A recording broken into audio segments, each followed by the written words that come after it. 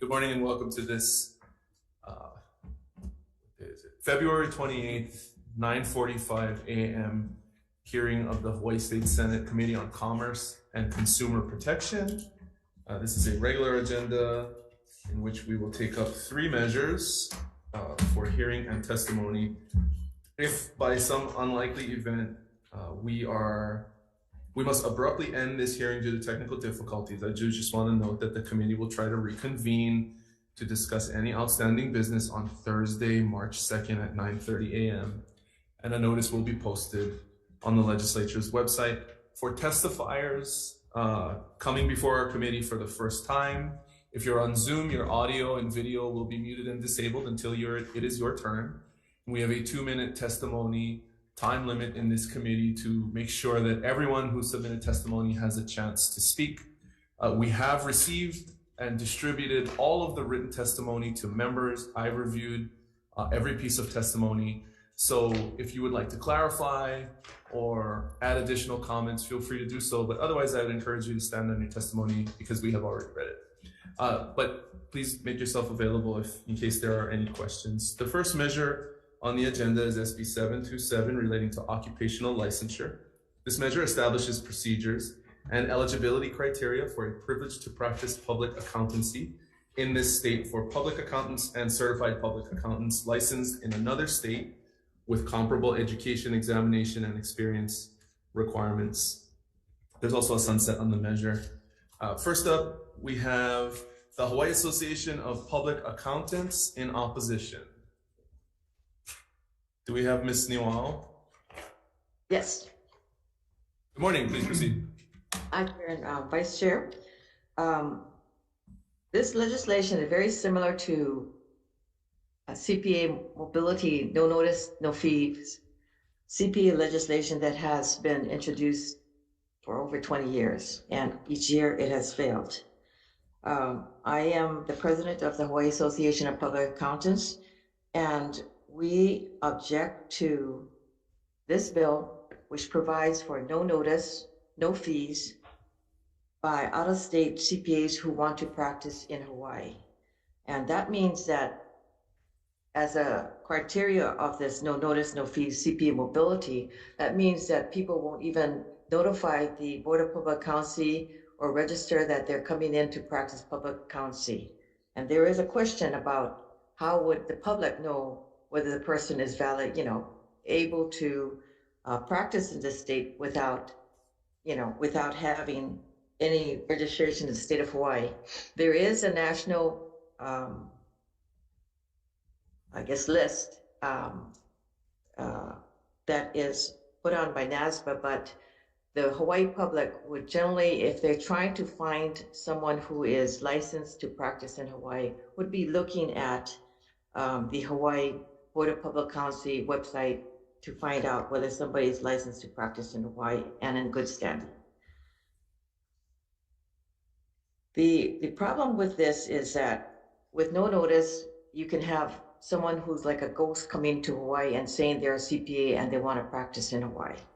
And no fees mean that they escape having to pay registration fees, which are quite high, and there's no check with regard to paying of Hawaii general excise taxes. Our association has done studies in the past that basically looked at the temporary permit provisions that Hawaii's. Okay, thank you very much. Okay. Thank you. Next we have KPMG LLP in support, Mr. McComb. Okay. Daryl Nita in support. It's Ron Heller. Okay, Ron Heller in support.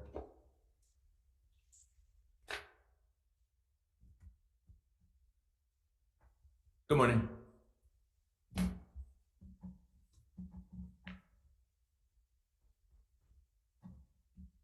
Mr. Heller, it looks like you've been unmuted, but we cannot hear you.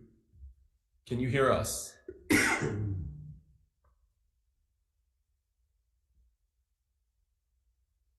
Okay, Mr. Heller, it looks like there's an issue with the microphone. If you can try and sort that out on your end, or IT, if we can help him out, I will keep going through the testimony and we will try to come back to you, Mr. Heller. Thank you. Next, we have Dorothy Wong in support. Okay, I'd also like to note the following individuals who submitted written testimony: the Board of Public Accountancy in opposition, Island Plastic Bags Incorporated in support, CW Associates CPAs in support, Ernst & Young in support, Gordon Tom in support, the Hawaii Society of CPAs in support, let's see, Joyce Pang in support, John Roberts in opposition. The following individuals all in support: Franklin Kudo, Trisha Nomura, James Shimoda, Nathan Lee, Wendell Lee, Chad Funasaki, Megan Hackett, and Kiana Nakamura. And Greg Taketa and Eric Matsuda, both in opposition. Is there anyone else who would like to testify on this measure before we move back to Mr. Heller? Okay, Mr. Heller, let's try this again.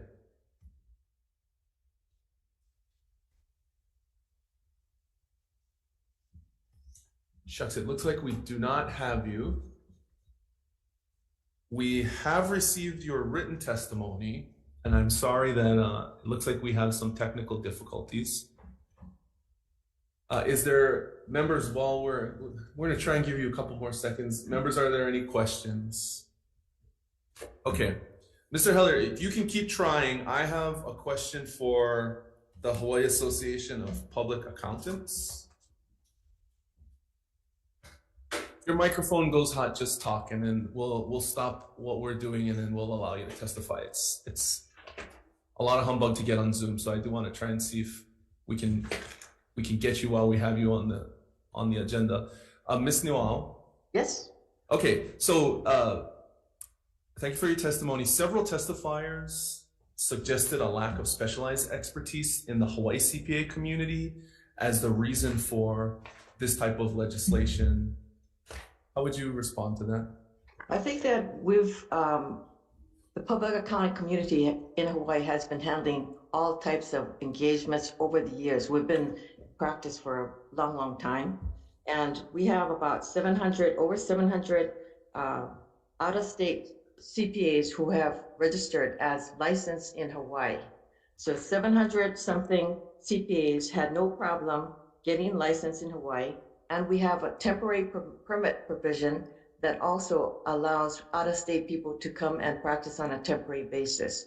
So we already have provisions to allow out-of-state people to practice in Hawaii, should they want to come in and practice on a temporary basis.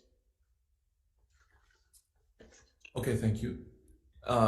Members, any other questions? Yeah, sure. Senator Richards. Yeah, Ms. Noel.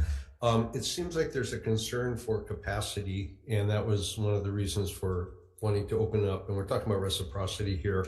What is your response to not having enough capacity within the state to handle the accounting needs? Well, first of all, I'd like to correct you that this legislation is not about reciprocity. Just because Hawaii enacts this legislation does not mean other states will let Hawaii practitioners practice. As in my memo, it shows that Hawaii CPAs and Hawaii attorneys cannot practice in taxes in California because they have a tax preparation registration requirement. So, you know, they say, well, that's something different, you know, but we can't practice in California, and yet they want us to have out-of-state CPAs practice here. And so the question was with respect to, excuse me, lost my train of thought there, but you Reciprocity. Reciprocity, yeah. Yeah, so there's no such thing as reciprocity. Each state has their different laws, and they want us to adopt the most aggressive version of the UAA. And we suggested, HAPA suggested in the past, alternative legislation for out-of-state practitioners so that they can come in, you know, and file something very simple. And our big thing is they weren't paying their taxes, the Hawaii general excise taxes, taxes on service revenue that Hawaii imposes that other states do not impose. We have a very complicated system, but it's very, very effective in generating tax revenue in the state of Hawaii. So, you know, the problem we found in our studies were that out-of-state people were not filing tax returns, GET tax returns, when they came and practiced in Hawaii. And so that was a big thing for me, because these people are coming in here advising businesses of what to do and how to file Hawaii laws. But if they don't even understand the Hawaii general excise taxes, that is a problem.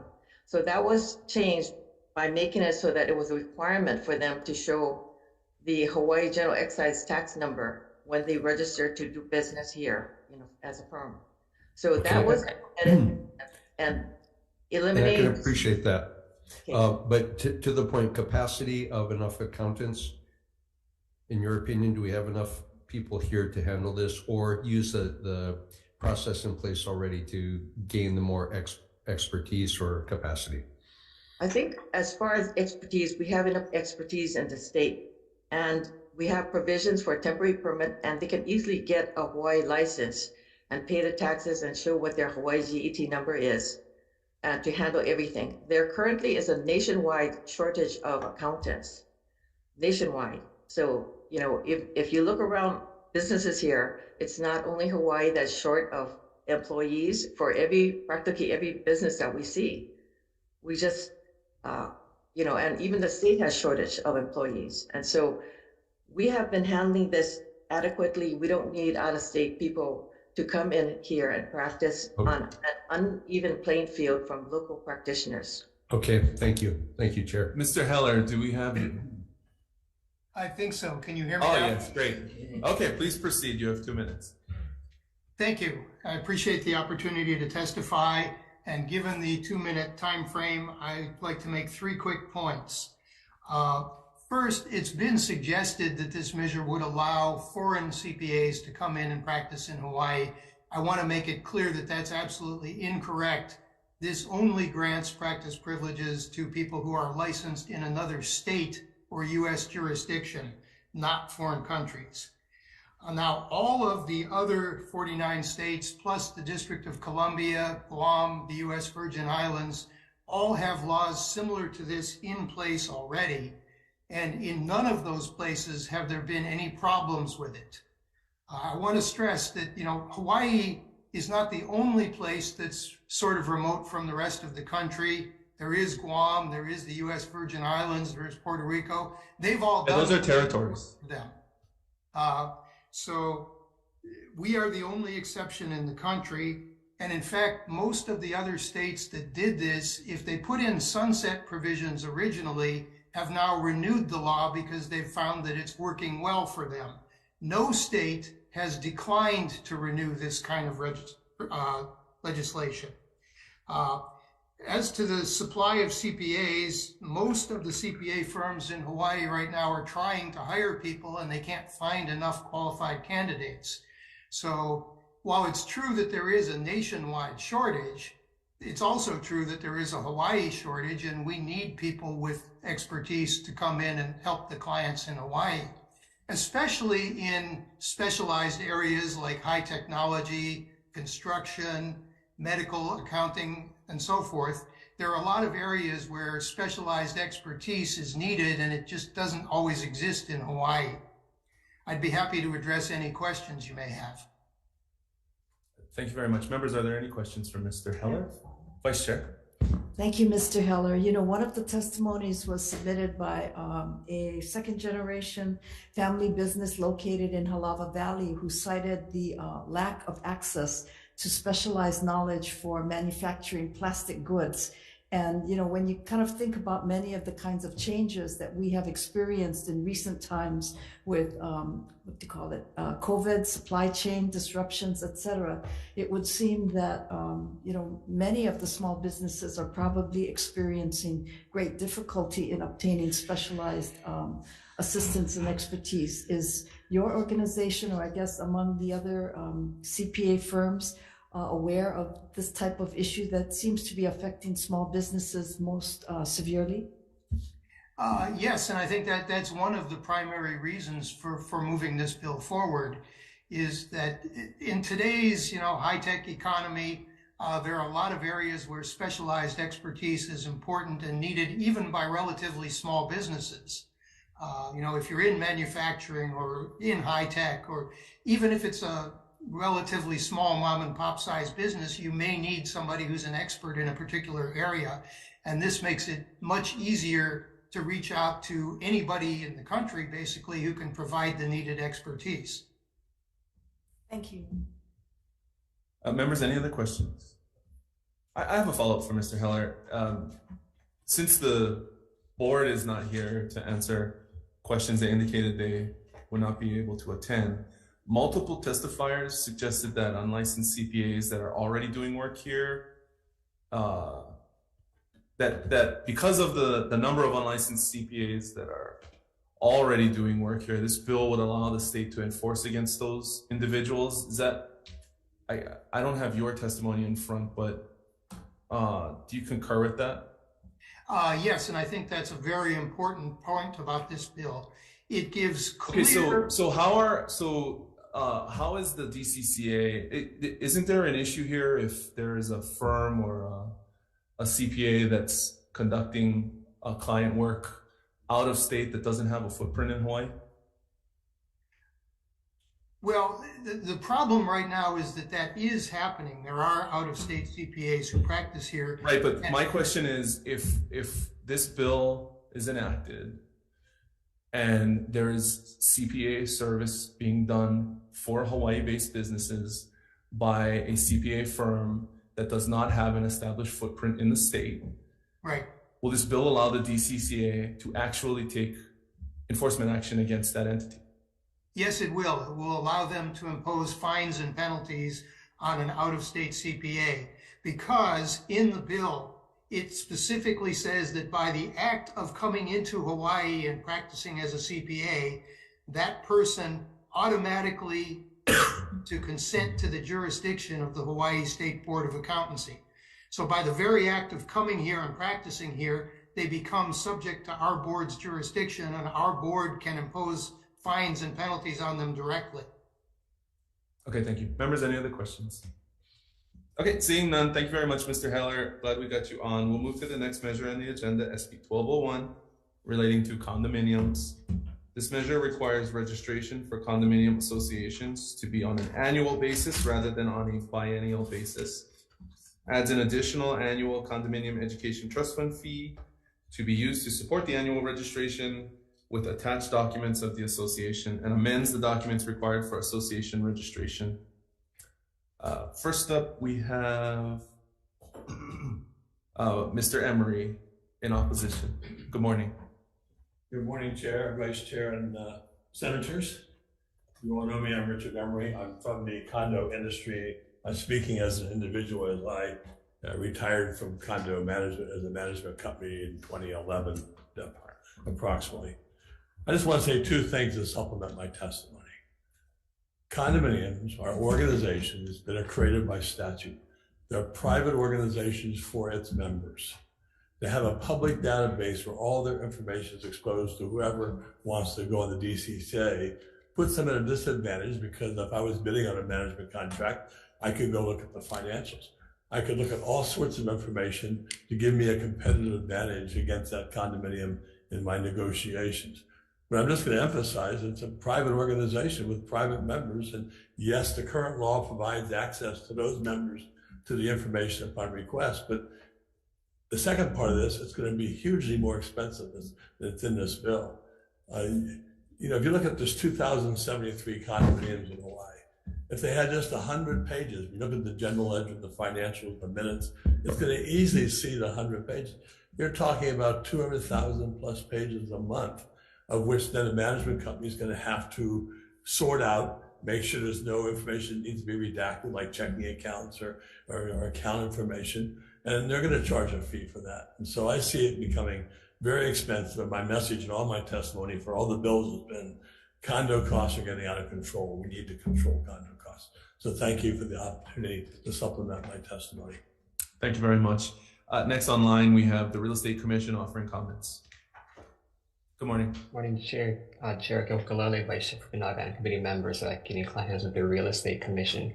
We sent out a written comment supporting the intent of this bill. Wanted to highlight that we do anticipate the proposed requirements for annual registrations may lead to an increase in associations submitting incomplete or deficient registration applications.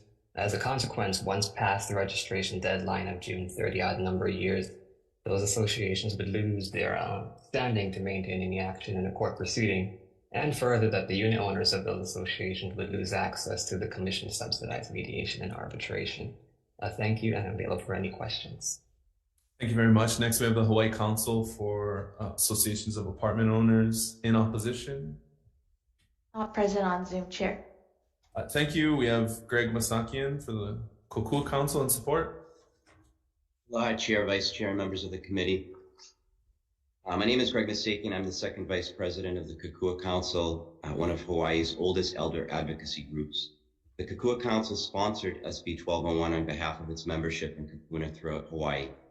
I'm also a board member of the Waikiki Neighborhood Board, which adopted a motion at this month's board meeting to support bills related to better consumer protections for condominium owners. I stand on my written testimony in support of SB 1201 and want to add some additional comments. In my written testimony, I provided substantive reasons why SB 1201 should be passed, and annual registrations and online access to documents is needed. To highlight just one, almost all of the DCCA biennial registration information from my association is incorrect, and some very important information is missing. With association annual meetings comes new directors, new budgets, updated reserves, and other new information that needs to be recorded and accurate. Annual registration is the solution that should ensure associations are updating their information correctly. In Mr. Richard Emery's written testimony to oppose SB 1201, he makes several misleading and unsubstantiated statements. This misinformation is repeated by others testifying.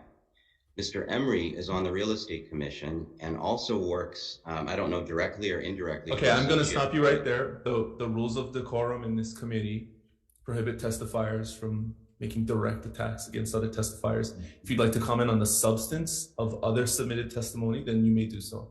Okay, it's not a direct attack, it's just a fact. Okay, that's important to them. you have 20 seconds left. Thank you. I ask you to stick to the substance of the testimony. All right.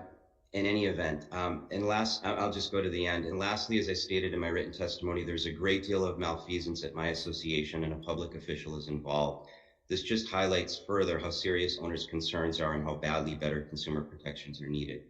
I hope that my testimony will guide you in uncovering the truth, and I thank you for the opportunity to testify. Thank you very much. Next, we have Lila Moore in support. Aloha, Chair, Vice Chair, and members of the committee. I'm Lila Moore, President of Kokua Council, an organization advocating good governance for over 50 years. I also lead a large coalition of condo owners. For years, we sat in hearings listening to statements that were unchallenged by legislators.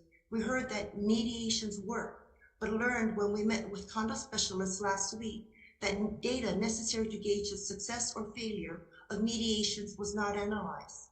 Thus, the statement, mediations works, appears to be an unverified opinion that is easily contradicted by data obtained from the Real Estate Commission's own reports. To make informed decisions, we need more than the mere opinion of what someone hopes is true, then repeats it often enough to make it appear true. This measure proposes that information critical to good governance and consumer protection can be accessed at $1.50 per unit owner per year, possibly on an already existing state website. This eliminates the need for smaller associations to create their own websites while requiring more contemporary and significant documentation than currently found in existing management and board controlled websites. Transparency is necessary to transform frustration, misconception, and distrust into understanding and cooperation, and to demand accountability. Nothing is gained by keeping condo owners uninformed, except that by creating and maintaining fertile ground for dispute, which appears to be the business model, the financial incentive of those who oppose this measure. The recent 1 Archer Lane incident is only one of many which exemplifies reasons to support this measure. Mahalo for the opportunity to testify. Thank you very much. Dale Head in support. Jeff Sedino in support. Oh, go ahead, Mr. Head. Oh, I had to unmute. Morning. Thank you. Okay, it's all predicated upon good faith management. There's a lot of bad players out there. You got hundreds of, nearly 2,000 associations. When I requested documents as a board member, 3 times I was denied by the managing agent. And I filed complaints with RICO, and they told me, oh, the agent said the documents are lost. I knew exactly where they were and told them they wouldn't go get them. What a joke. If this had been on the website, I could have went and looked at them and got them myself, instead of having to fight an uphill battle through people opposed to it. It's really all a power trip. And the brush off I got last time from Rico is that the documents are lost is like saying the dog ate my homework. No. I knew exactly where they were and they wouldn't go get them. This is ridiculous. Instead of consumer protection, we're getting consumer exploitation. I think the DCCA should be renamed Commerce Protection and Consumer Exploitation. I got a sense of humor. I'm 74, excuse me. Okay, but we really need this bill to pass, all right? We paid for the documents, all right? We have a right to them. We shouldn't have to go file a mandamus lawsuit against a state agency or the managing agent. Thank you. Thank you very much. Mr. Sedino, please proceed. Good morning. Good morning, Chair, Vice Chair, and members of the committee. My name is Jeff Sedino, and I support this bill, partly because I have had a very difficult time getting documents from my managing agent, Hawaiiana. As just one example, in 2019, I asked for their most recent management contract with us, and they sent me their contract from 1986 and charged me $200 in attorney fees. Primarily, I just want to emphasize the part of the bill that gets rid of the requirement for a notarized affidavit and replaces it with the written certification. To my knowledge, 0 associations have ever utilized this notarized affidavit in any controversy against an owner. As such, requiring a notarized affidavit is used primarily as a barrier to access the documents that belong to an owner in the first place. A written certification will serve the same purpose, but with much less barrier for an owner to provide. The benefit of getting rid of this unreasonable barrier seems to far outweigh any downside. Thank you for the opportunity to provide testimony. Thank you very much. We also have the following individuals who submitted testimony. Honolulu Tower AOAO in opposition. The Legislative Action Committee of the Community Associations Institute Hawaii chapter in opposition. Palihua Townhouse Association in opposition. Robert Finley of the Waikiki Neighborhood Board in support. Harendra Panalal in support. Marcia Kimura in support. Jan Kirshner in support. Larry McGuire in opposition. Lynn Matisau in opposition. The following individuals all in support: Diane Karen Lynn, Raylene Tenno, Peter Despot, Lourdes Scheiber, Kate Payne, Paul Ireland Koftenau in opposition, Ann Anderson in opposition, Jeff Marsh, Carol Walker, Laurie Sokech, all in opposition, and Lance Fujisaki and Joyce Baker in opposition. Members, that's all the testimony we have registered. Is there anyone else who would like to testify? Members' questions? Vice Chair. I guess this would be directed to the Department of Commerce and Consumer Affairs Real Estate Commission. Representative.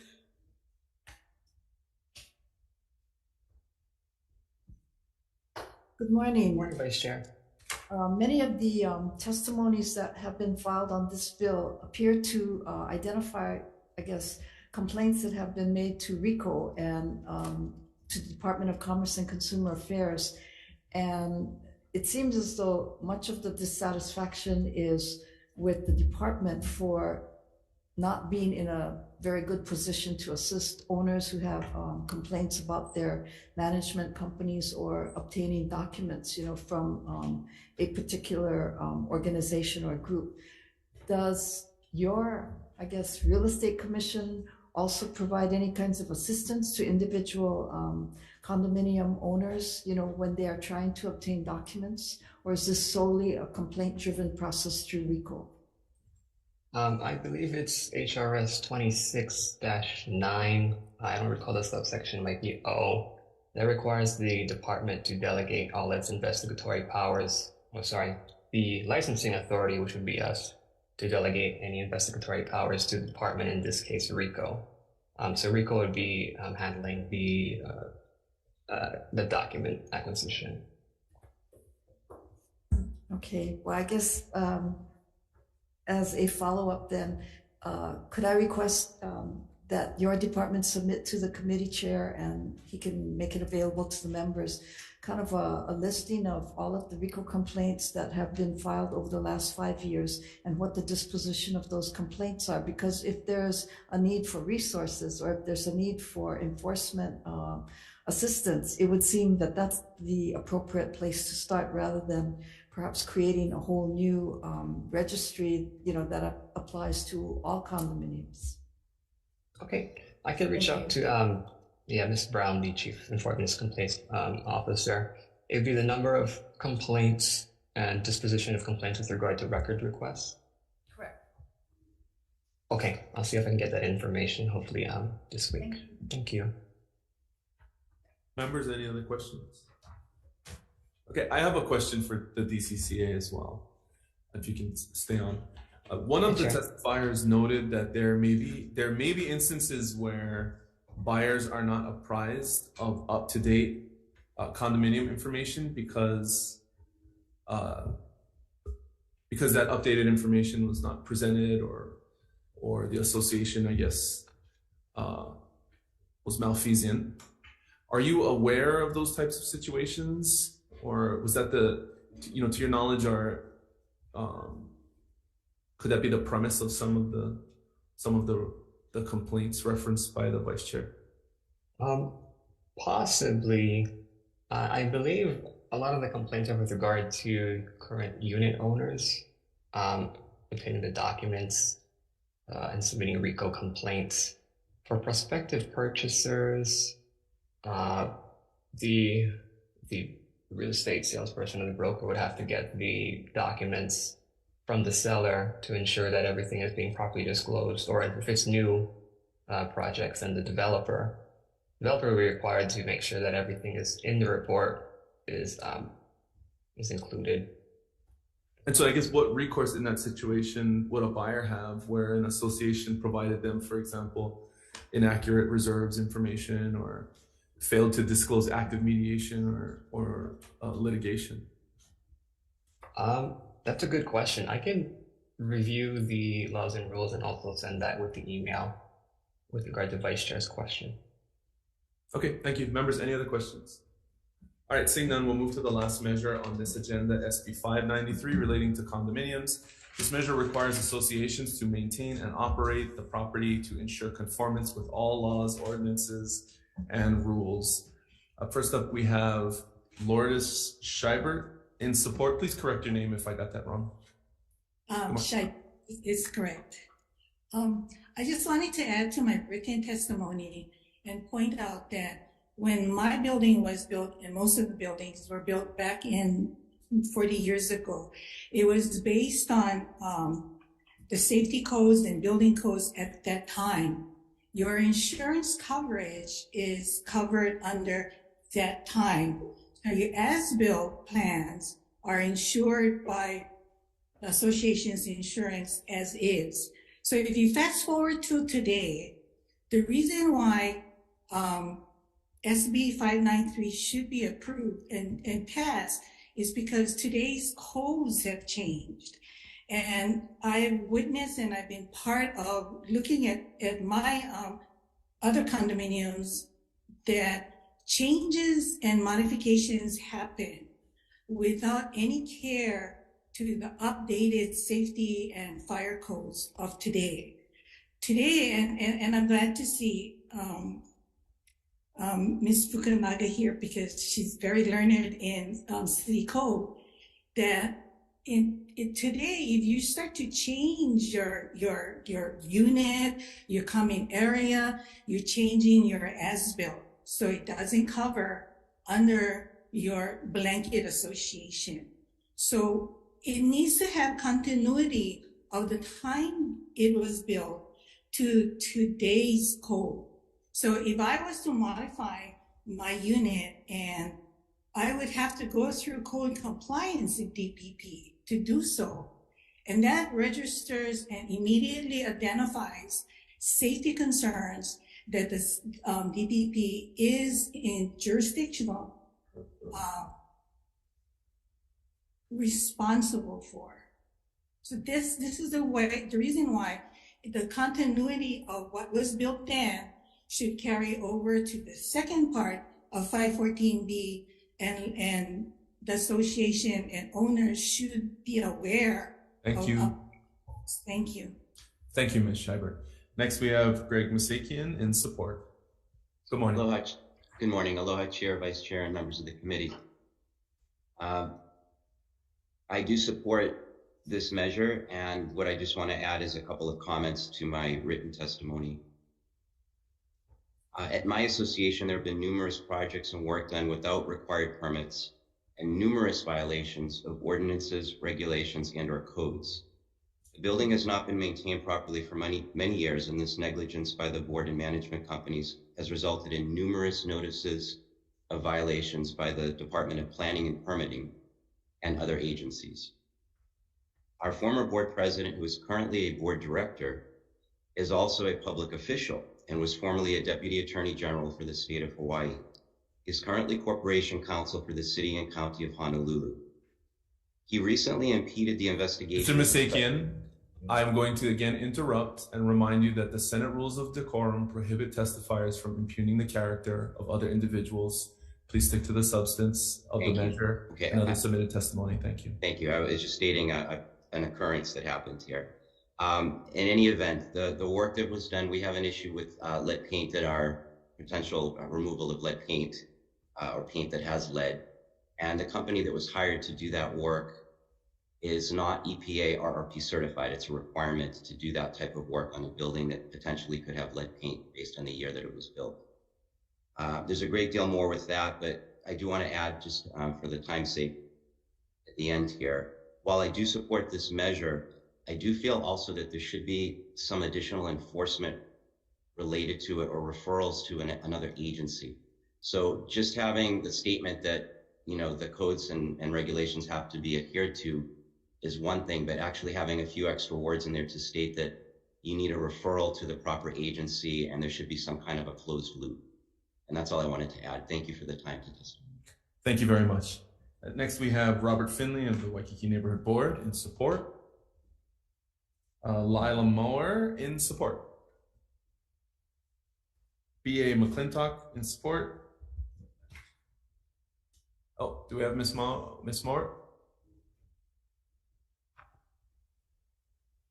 Yes, Chair. Please proceed. Good morning. I apologize. I stand on my written testimony.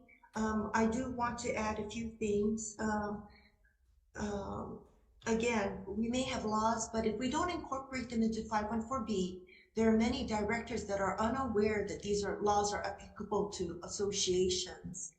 And I also want to point out recent events like the Florida condo collapse, Champlain Tower South, and the recent earthquake in Turkey and Syria, which shows they are examples of what happens when buildings are not built to code or maintained to code. And these are the things that we're trying to avoid. Mahalo. Thank you very much. Richard Amory offering comments. I stand in my testimony in opposition. Thank you for standing on your testimony in opposition. Jeff Cedino in support. Dale. Nothing to add. Please proceed. Oh, sorry. I'll just stand on my testimony. Thank you. Thank you very much. Dale Head in support. Okay, the following individuals, Mr. Head, please proceed. Oh, sweet. Okay, it's working. Listen, all these rules and regulations, they need enforcement, all right? And I talked to friends at other complexes, they got the same problem where licensed contractors are brought in to do the work, and it starts to fail right away, like masonry, sealing of pool decks. They spent like $2 million for the work. Next thing you know, they're calling in other contractors to repair the bad work of the first contractor. So we need better enforcement. Thank you. Thank you very much. We also have the following individuals who submitted late testimony, all of them in opposition. Ann Anderson, Rachel Glanstein for Lakeview Sands, Paul Ireland Koftanau, Lance Fujisaki, Mary Freeman, Laura Bearden, Carol Walker, and Joyce Baker. Is there anyone else I missed who would like to testify on this measure? Okay, seeing none, members' questions? Senator McKelvey. I guess for Richard, he's the only one in the room.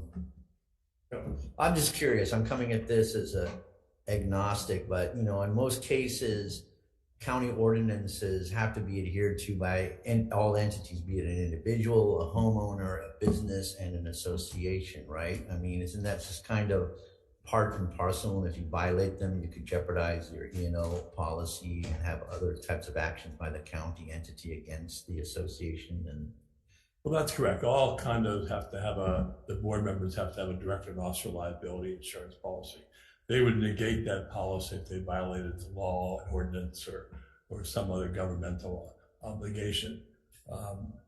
You know, I would just say I've been in this, doing a lot of mediation to this for the last few years, and there's much more to these stories than we were hearing. And I just think that we already have laws to address this. If someone has a complaint, they can file with RICO or the building department, or whoever it may be.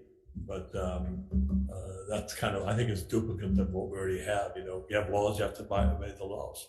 I mean, why not pass another law saying you can't drive drunk driving? I mean, what to do, it just duplicates the existing laws already on the books. Members, any other questions? Okay, seeing none, members, unless there are any questions, I'd like to make recommendations and on the measures on this agenda. Okay, first measure, SB 727. This is the CPA licensing bill. The recommendation on this measure is to pass it out with amendments. I'd like to note that there are a number of concerns on both sides of this issue, and I think we should keep the conversation going, move this measure over to the House. We have technical non-substantive amendments, and I'd also like the effective date of this measure to July 1, 2050. Members, discussion. Senator McKelvey. Thank you, Chair. I'm aware of this issue, and while I appreciate your work on it, I'm going to have to be going in opposition. I think that what the testimony said brought up all my points of concern, but also the fact that you have all of these certified accountants, CPAs in Hawaii that are paying fees to the PBL Accountancy Board, and that these outside entities would not. So as fees increase across the board, which they are doing, that would be borne solely on the practitioners who've taken the time to apply for either a temporary or permanent license. But anyway, so with that respectfully, I'll have to go in opposition at this point. Thank you. Thank you, Senator Richards. Yeah, thank you, Chair. My licensing also comes through DCCA, and I'm very sensitive to the fact that we have a path forward for a out-of-state practice of accounting to come in and comply with our state, and to streamline that was pointed out very succinctly that is truly not reciprocity. We're talking about just opening the door. And so I too am going to vote in opposition, because I think we have a way forward already on the books, and I don't think that we need to open up the door more. I'm very sensitive to the fact that we need the expertise, but everybody does. So I'm going to be voting against. Thank you, Chair. Thank you very much. Members, any other discussion? Okay, seeing none, Vice Chair, SB 727 passing with amendments. Chair votes aye. Thank you. Vice Chair votes aye. Senator McKelvey? No. Senator Richards? No. Senator Owen? No. Measure does not pass. Thank you very much. Next measure, SB 1201 relating to condominiums. Robust discussion on this measure. So the recommendation is as follows. I'm going to recommend we pass this measure out with amendments. We will remove the DCCA database requirement. So in essence, the measure as it proceeds will move the condominium association registration from a biennial to an annual basis. I'm also going to recommend we defect the effective date of this measure to July 1, 2050, and there are some technical, non-substantive amendments. Members, any discussion? Seeing none, Vice Chair, SB 1201, passing with amendments. Chair votes aye. Thank you. Vice Chair votes aye. Senator McKelvey? Yes. Senator Richards? Reservations? Was that yes? Reservations with sorry. reservations. Okay, reservations. And Senator Owen? Aye. Okay, measure is adopted. Thank you very much. Last measure, SB 593 relating to condominiums. This measure, okay, after reviewing the testimony and the questions in the discussion, I also find this measure to be duplicative and I recommend that we defer. Any discussion? Okay, seeing none, we're going to adjourn this agenda.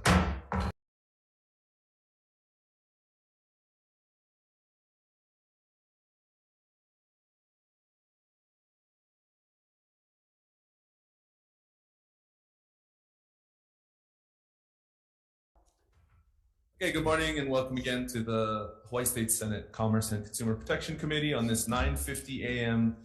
Decision-making agenda. It is February 28th in room 229. The first measure is SB 390 relating to emergency medical services. This measure repeals the sunset date of Section 2 of Act 119, Session Laws of 2021, making permanent the requirement that the Hawaii Medical Board issue licenses in 4 levels of emergency response practice in counties with a population of 500,000 or greater. The recommendation on this measure is to pass with a defective effective date of July 1, 2050. Members, any discussion? Seeing none, Vice Chair, SB 390, passing with amendments. Chair votes aye. Thank you. Vice Chair votes aye. Senator McKelvey? Yes. Senator Richards? Aye. Senator Owen? Aye. Measure is adopted. Thank you very much. And the last measure on the agenda is SB 1263 SD1 relating to commercial ocean recreation. This measure requires commercial ocean operators who take customers into state waters to engage in recreational activities to have at least one individual aboard the vessel who is rescue diver or lifeguard certified by a nationally recognized certification organization. There's also a defective effective date on this measure. Members, after reviewing the measure and the testimony, I'm going to recommend that we defer. There was no supportive testimony submitted before this committee, and the measure does appear to be duplicative of federal requirements. Any discussion? Seeing none, thank you very much. Members, see you tomorrow. We are adjourned.